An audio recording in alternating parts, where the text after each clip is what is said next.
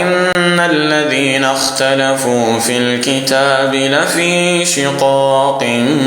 بعيد ليس البر أن تولوا وجوهكم قبل المشرق والمغرب ولكن البر من آمن بالله واليوم الآخر والملائكة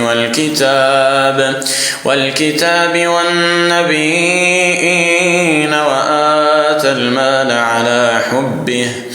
وآتى المال على حبه ذوي القربى واليتامى والمساكين وابن السبيل والسائلين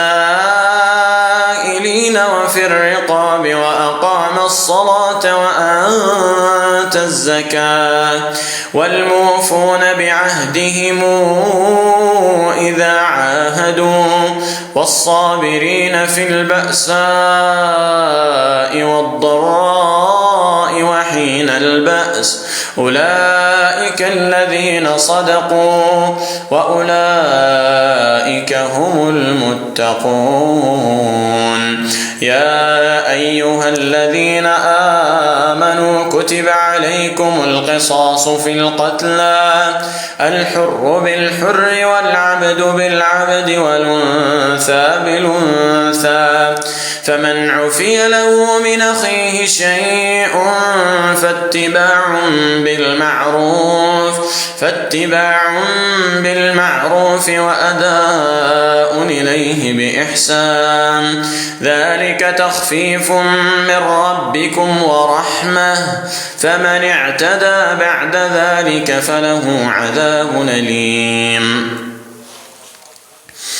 ولكم في القصاص حياة يا أولي الألباب لعلكم تتقون كتب عليكم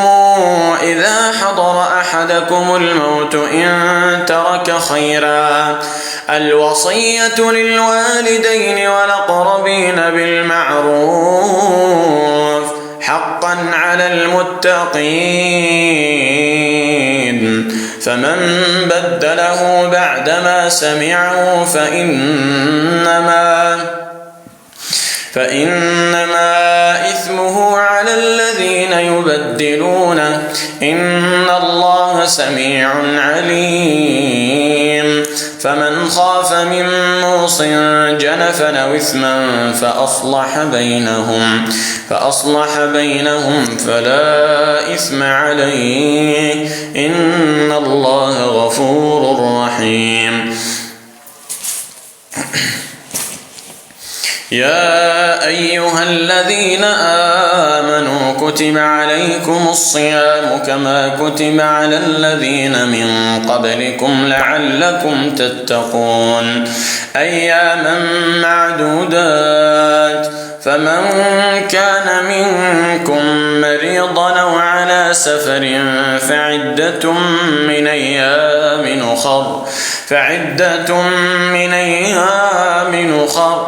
وعلى الذين يطيقونه فدية طعام مساكين فمن تطوع خيرا فهو خير له وأن تصوموا خير لكم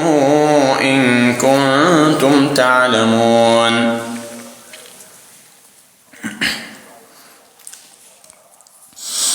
شهر رمضان الذي أنزل فيه القرآن هدى للناس وبينات من الهدى والفرقان